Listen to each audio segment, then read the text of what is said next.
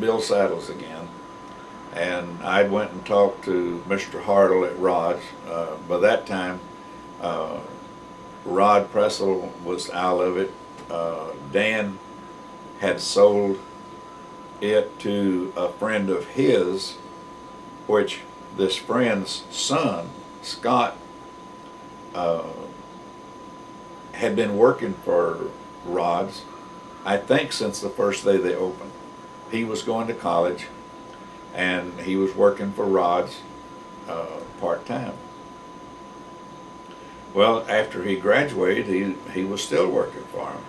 And I don't know exactly the time period in there because I wasn't around here then. Uh, but somewhere in there, uh, Scott bought a half interest in the store. When Rod left, uh, the way I understand it, and I may be wrong on this because I never really asked a lot of questions, delve into it, but this is just some of the things that I heard in conversation. That he had bought into it about that time, and somewhere along in that time, and then a little bit later, well, his dad, which was a good friend of Dan Evans, come in and bought Dan's part of it. So that made them, the son and the father, sole owners of Rod's. So I went and talked to Scott and asked him if he thought that there'd be a possibility of starting up a custom line for the store. And I met with him and a couple of his guys that worked in the tack department. And we talked about it, run it around, and he said, well, let us talk this over and think about it and we'll give you a call. So about a week I got a call and he said, well, why don't you come in and let's talk about this some more. So we did. So over about a 2-month period we finally decided to do it. And I would start building saddles and they would sell them. And so it was close to the same deal that I had with them before. They furnished all the material and I did the work and I got paid for the labor. And we did that, I guess, close to 5 years. And started out making a lot of saddles. But the first year we made and sold maybe 20 saddles. That wasn't setting the world on fire, but it was, for me, working in the craft mall and then building saddles on the side, that was a lot. So about somewhere close to the end of the second year is when we decided to shut the mall down. Well, the second year I think I built something like 30 saddles, and I was really getting tired. I was getting tired. At that point I was making more building saddles than we were at the mall. And the third year I think I made something like 34, 35 saddles, and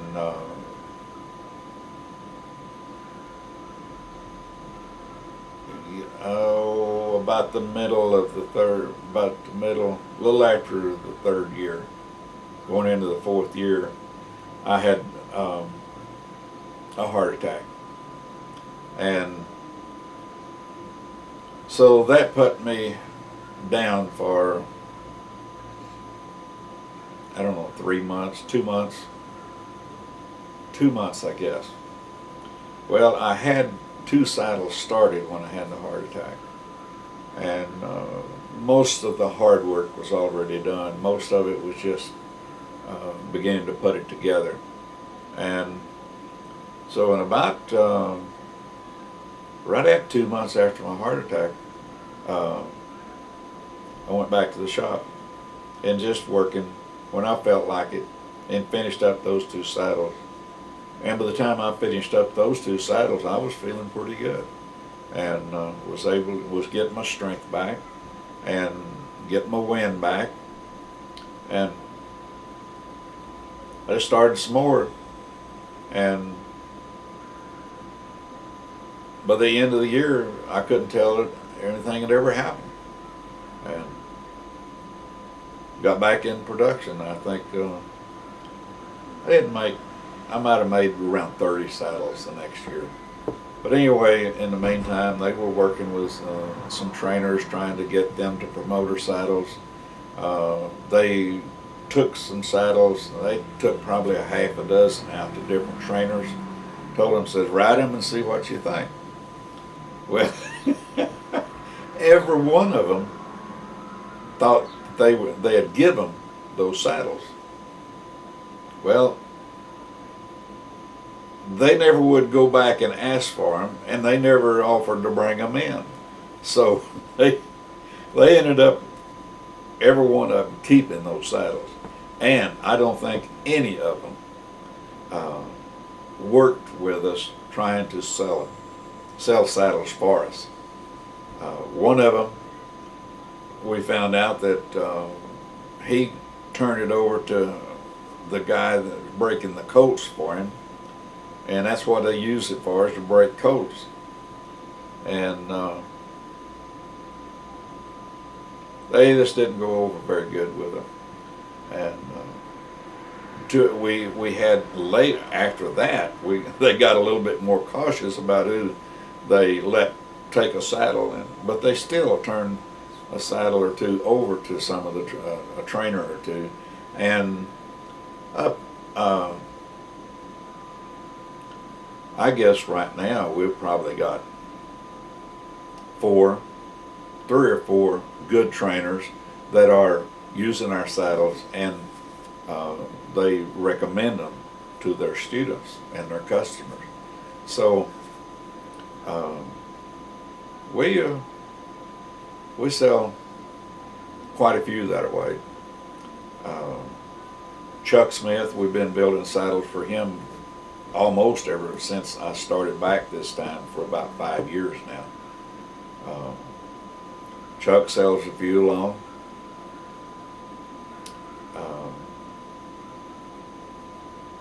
Chuck is, Dan Evans has got a place out in the country, and out kind of southeast of Columbus, and Chuck trains horses out there. Got a barn and an indoor arena and outside arena. I think Chuck is, he's close to my age. He may be just a little bit older than me. And him and Dan, well, Dan is quite a bit older than I am. And both of them are slowing down a little bit too. Last year I built 20 maybe saddles. This year I won't build near that many. I just decided I'm not going to work that hard anymore. And I'm enjoying it. A couple of years ago, some people, friends, and people I know started encouraging me to do what I'm doing right here. Every time we get with a group anywhere, well, they get me talking about the back years ago, and they went to Sheridan 2 years ago, and about 4 or 5 of us ended up in a motel room there at the show, and they got me to talking, and the next thing we knew, it was after 2 o'clock in the morning, and they kept me going all that time. And I probably have not told half of the stories that I told that night, but I still recalling stories now that I did, when I was talking about that particular timeline and things that was going on there, I forgot to tell some of the things that went on and the people that I met, and I will be putting those recollections on a tape and try and put them back in place as I edit this out. But I think that it's time I slowed down. I'm 70 years old, and I still work. I don't know, 20, 30 hours a week. Uh, do it now for fun and to something to do. But I still enjoy it. I'm not sure I'll ever retire from it completely. Even though I don't get paid for it, I'll probably keep on doing something. I enjoy it. Over the 70 years, I started doing a little bit of leather work when I was 7 or 8, and it just went from there. And all this time, I still enjoy it. I got away from it some. I kid people sometimes, talking. I can jokingly tell them that I would do leather work until I had to quit and get a real job and pay all the bills, and after I got all my bills caught up, well, I'd go back to leather work. But that wasn't completely true all the time, but there were times, yes, that leather work just slowed down so much that I had to go get another job just to pay the bills. Back then, leather work wasn't a high-paying job. I remember when I was going through some L. White's old records and seeing the prices that they sold boots for and the prices they sold saddles for. At one point, they were getting $48 for a pair of boots, handmade boots, made to measure, and saddles for $150, $200. And there's not a whole lot of people around now that remembers that. I was out at Sheridan at the Rocky Mountain Leather Saddle and Bootmakers show in Sheridan, Wyoming, 2 years ago, and they were going to give away an award. They had 4 awards, which was a box of chocolate, and they said, "We want to know who has been in the leather business the longest." So they started out, down low and started working up, and everybody was eliminated except myself, Don King, Bill Gomer, and another guy that I don't recollect his name right now, but us 4 had been of the people that were at the convention, we had been in the business the longest. And that's all. I don't remember not being in the leather business of some kind. And that's a long time. And I still enjoy it.